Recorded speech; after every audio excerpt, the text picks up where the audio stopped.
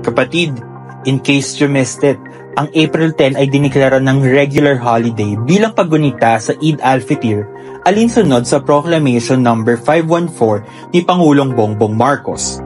Para sa mga hindi nakakaalam, ang Eid al-Fitr ay isa sa dalawang mahalagang Islamic celebration ng ating mga kapatid na Muslim dahil nangangahulugan ito ng pagtatapos ng month-long Ramadan fasting.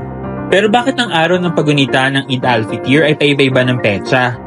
Sinusundan kasi ng ating mga kapatid na Muslim ang tinatawag na Islamic Lunar Calendar na mas maikli kumpara sa Standard Gregorian Calendar na mas madalas ginagamit. Mas maikli ng 11 days ang Islamic Lunar Calendar, kaya ang eksaktong araw ng paggunita ng Eid al-Fitr ay paiba-iba ng at least 11 days taon-taon. Bukod dito, ang Eid al-Fitr ay nakadepende rin sa sighting ng crescent moon. Ibig sabihin, kung ang buwan ay hindi makikita ng ika-29th or ika-30th day ng Ramadan, ang bagong buwan sa lunar calendar ay magsisimula sa 30th day.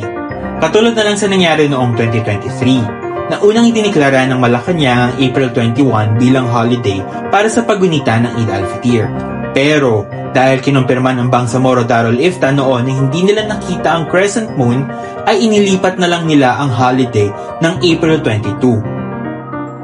O ayan, dagdag kaalaman na naman para sa inyo mga kapatid. Kaya sa April 10, samahan natin ang mga kapatid nating Muslim sa isang taimtim na paggunita ng pagtatapos ng Ramadan.